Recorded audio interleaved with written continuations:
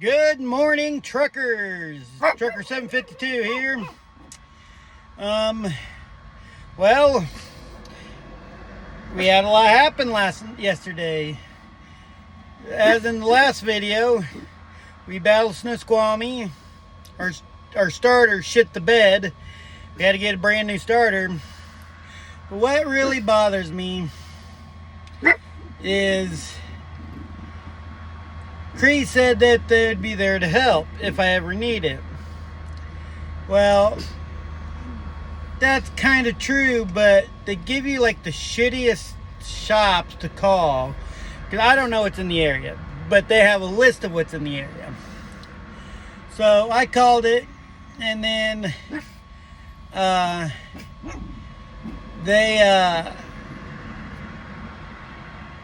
like, well, here's this and here's Freightliner, and that's it. So, yes, I know I'm an owner-operator, and I should be doing this myself, but you know, this is the first 6+ months I've been on my own, so I'm still getting to know the shops around the country as an owner-operator. So I called it, no answer. Called it, no answer. Called them like 3 times with no answers. Finally, I said, fuck it. I get on Google and I Google tractor trailer repair, and I found this one place. They say they're out of Willa, Washington, but service Hermisted. So I called them, and they're like, oh yeah, we could be down there in an hour and a half, but you know, it's going to be $500 for the call out, and we want payment up front. And I'm like, nah, you come down here, you service the truck, and I pay you one bill. And they're like, no, we need to secure this first.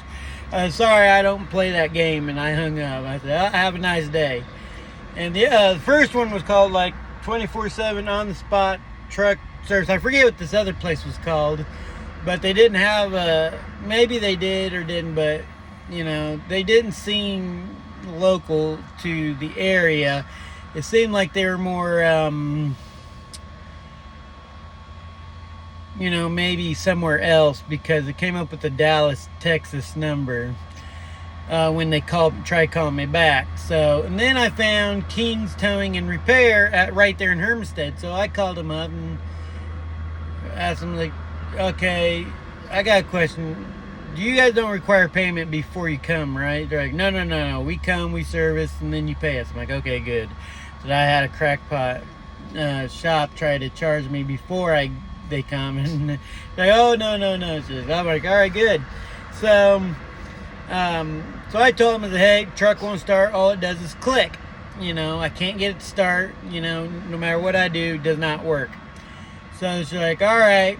So we'll send somebody out. I'll send you a text, and as soon as I get the text, the information on the text back, you know, I'll send our text. So I go through, you know, I tell them, you know, and I explain to her I'm an owner-operator, you know, and stuff. So I write all the information down, send it off to her, and she's like, no, you know, I didn't get a reply, or it didn't look like they had seen it. So I called them back and said, hey, you get that? Yeah, we got the information. We're sending our tech down. Be 60 minutes. That's a lot shorter than the other shop said.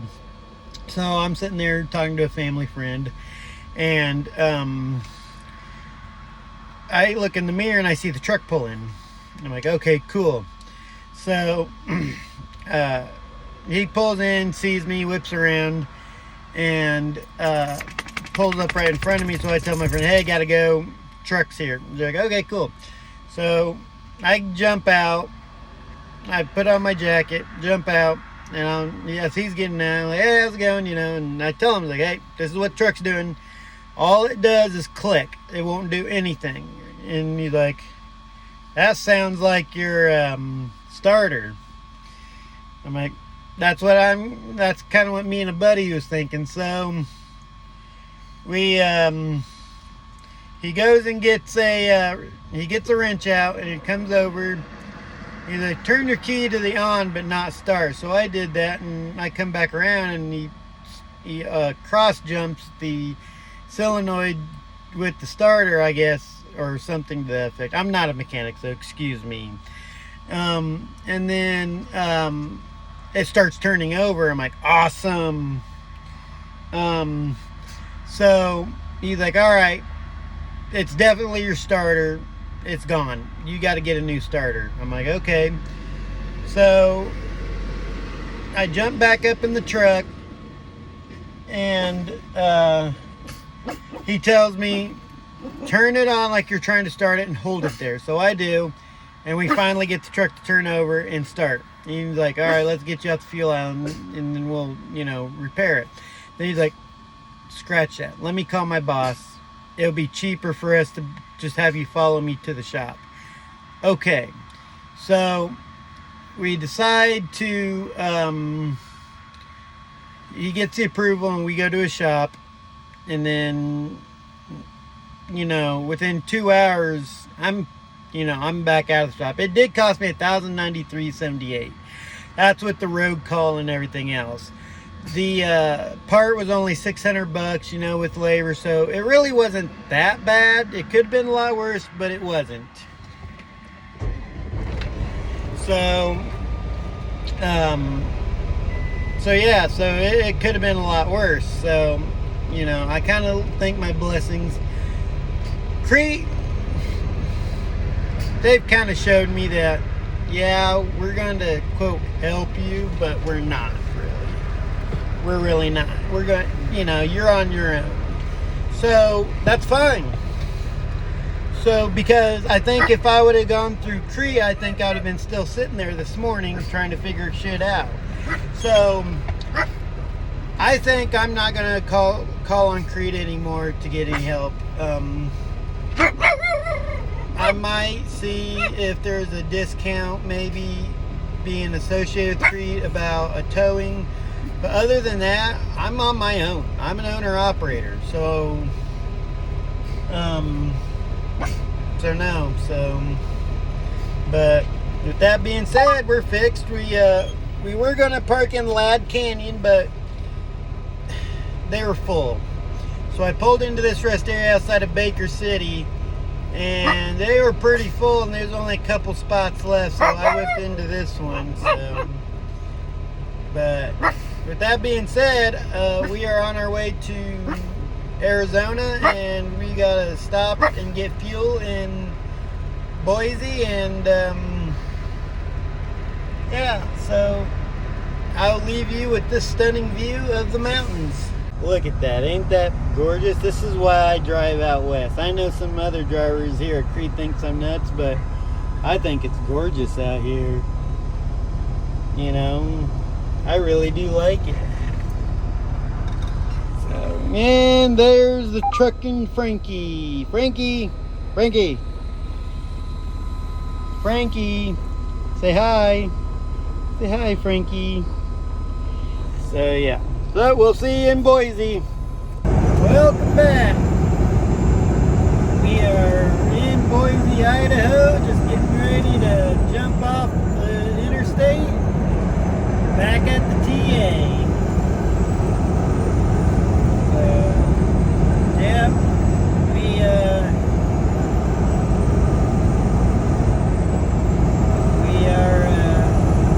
getting ready to jump off here and go to the TA, and love to roam on the range. That's hilarious. So, yep.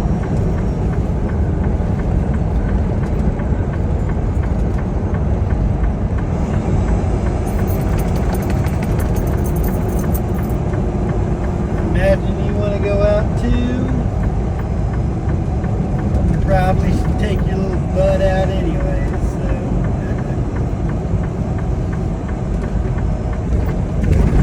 Alrighty.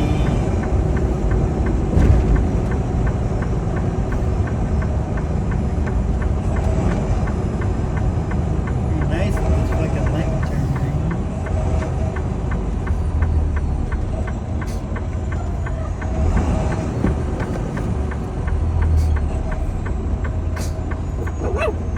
Looky there, it did just about roll.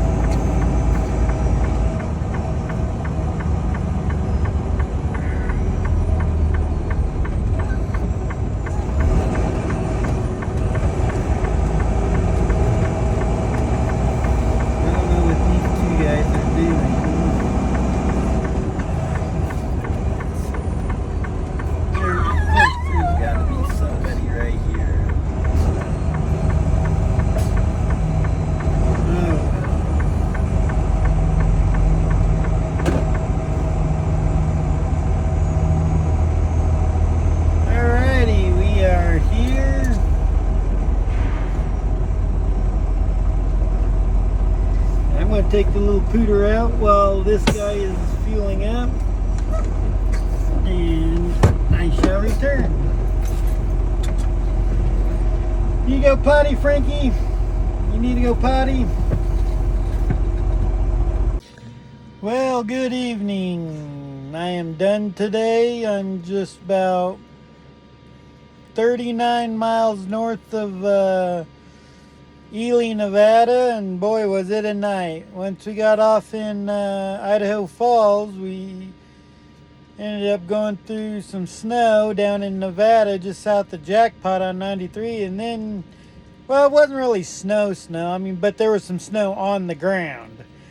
That wasn't too bad, but then it got really bad. Well, I wouldn't say really bad, but a lot worse than what it was south of Wells, Nevada. And I considered turning around and going back to the truck stop, but I brought up the radar and I'm like, you know what? It's not that far south, so I pushed forward, crossed a set of railroad tracks, the road got better, and made it all the way down to where 93 and alternate 93 meet. By the time I got down there, I had gone through 3 or 4 snowstorm squalls or showers, and by the time I made it down there, it was dry and a clear sky. So, and then 5-6 miles away from there, maybe longer, it might be 10, there's a rest area. I was going to park in Ely at the Love's, but then I'm like, you know what, that Love's going to be packed. Pulled into this rest area, they only had 3 trucks sitting here. I'm like, oh, yep, there's my sign. So tomorrow we're going to be on our way to the Phoenix area. We should have about 11 hours to run down there. We're only 8-9 hours out, so it's been a long day. And, well, even Frankie says goodbye. Say goodbye, Frankie. Frankie's busy licking his paw. Yeah. So we'll take it easy, everybody, and good night.